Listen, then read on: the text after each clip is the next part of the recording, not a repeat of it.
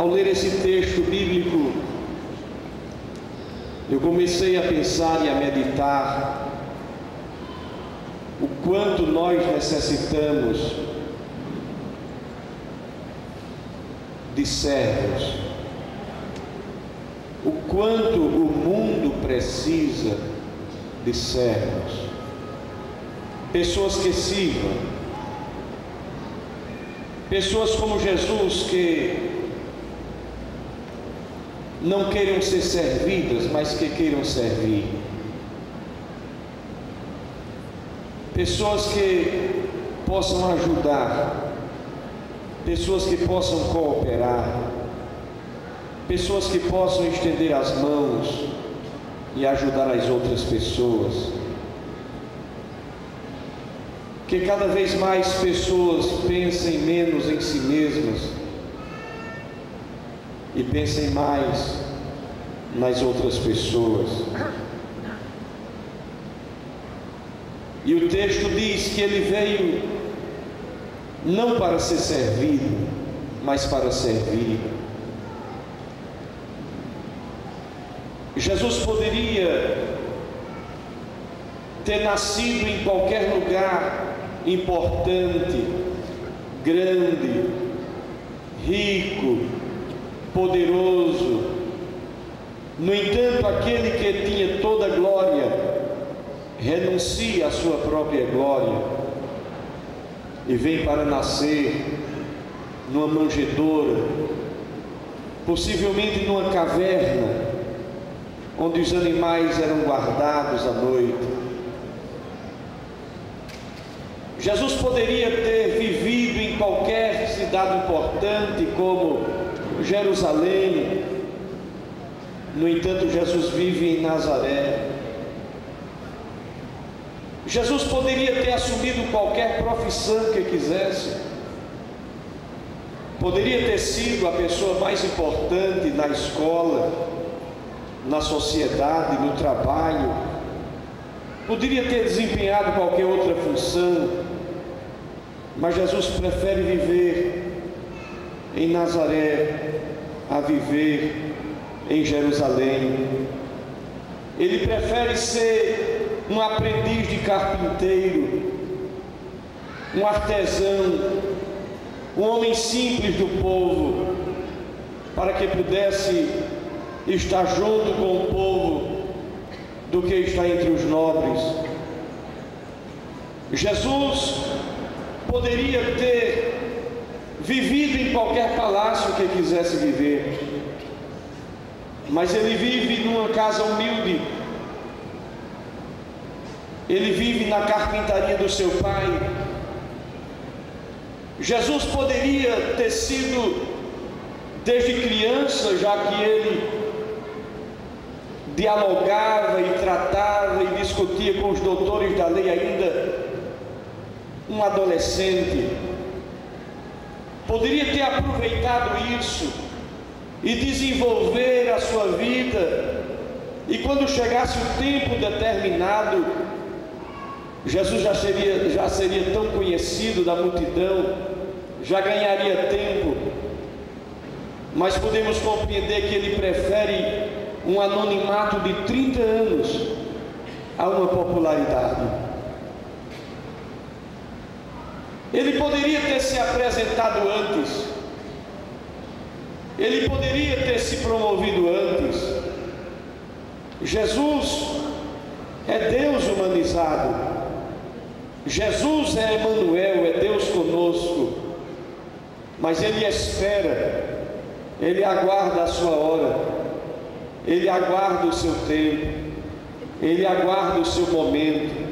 Jesus tem paciência, Ele é servo, Ele está para obedecer, Ele veio com um propósito, Ele veio determinado, Ele veio com um caminho proposto, é um projeto de Deus para Ele, e Ele não poderia falhar no projeto, porque falhando Ele no seu projeto, todos nós estaríamos perdidos. Ele não veio para ser servido, Ele veio para servir. Quantas vezes Jesus preferiu as horas de oração a dormir, mesmo como filho de Deus. Mas Jesus passa horas e horas, madrugadas, noites inteiras em oração. Jesus é aquele que muitas vezes prefere o deserto do que o Jordão.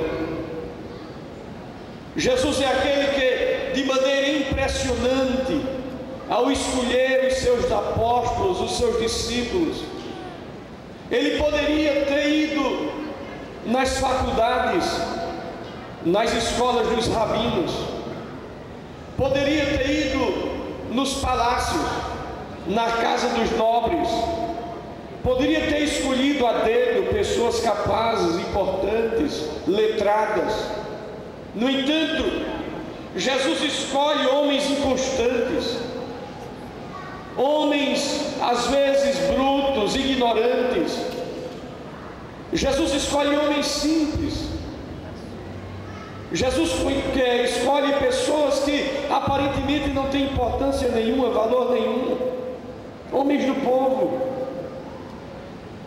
Jesus chama pessoas que muitas vezes são temperamentais. Jesus escolhe homens sem muitos adjetivos. Ele poderia ter escolhido anjos. Talvez eu não tivesse escolhido nenhum daqueles homens ali, mas ele escolheu. Talvez alguém dissesse: se eu fosse Jesus, eu escolheria anjos para me ajudar na tarefa. Escolheria Gabriel, escolheria Miguel, escolheria serafins, querubins, escolheria anjos que eram absolutamente obedientes. Mas ele preferiu os homens, ele preferiu as pessoas, ele preferiu aqueles que precisavam de ajuda, ele preferiu aqueles que precisavam de misericórdia. Ele poderia, em determinado momento da sua história, ser amparado por tantas pessoas, mas ele não. Ele prefere o embate, ele prefere estar à frente. Ele escolhe pessoas como Pedro, como Tiago. E impressionante que dentro desse texto aqui nós vemos estes homens que eram filhos de Zebedeu, Tiago e João. E em determinado momento, talvez em casa, a mãe dizia: olhe, meus filhos, se há pessoas importantes lá no ministério de Jesus, são vocês dois. Vocês dois são os melhores. No meu ponto de vista, não tem gente melhor do que vocês dois. E fique certo, na primeira oportunidade que eu encontrar com Jesus, eu vou fazer um pedido a Ele. E o meu pedido vai ser que um de vocês fique à direita e o outro fique à esquerda. E Jesus não vai me negar, até porque Ele sabe que vocês são os melhores, que vocês são os maiores. E quantas vezes nós podemos ser enganados com essas palavras? Quantas vezes o inimigo nos trai com isto? Nos coloca ou nos tenta colocar em primeiro plano, nos tenta colocar em primazia. Mas o Espírito de Deus nos diz: seja servo, seja servo, seja servo, seja servo, seja servo. E quando eles chegam em determinado momento em que estavam discutindo quem era o maior, vem alguém necessitado. E quando se aproxima dos discípulos, eles não podem ajudar, porque não estão procurando ser servos, estão procurando saber quem é o maior. E aquela pessoa que era necessitada não é alcançada, não é ajudada, porque ali não estavam servos, ali estavam pessoas discutindo quem era o maior entre eles. E talvez Tiago e João dizendo: não, nós somos, pelo menos é o que a minha mãe diz. Minha mãe a todo momento em casa diz que nós somos os melhores aqui, nós somos os maiores aqui, mas quando chegou a necessidade, quando chegou o problema, quando chegou a luta, quando chegou a prova, quando chegou o questionamento, eles não puderam fazer nada, porque estavam como senhores e não como servos. Como o mundo precisa de servos hoje.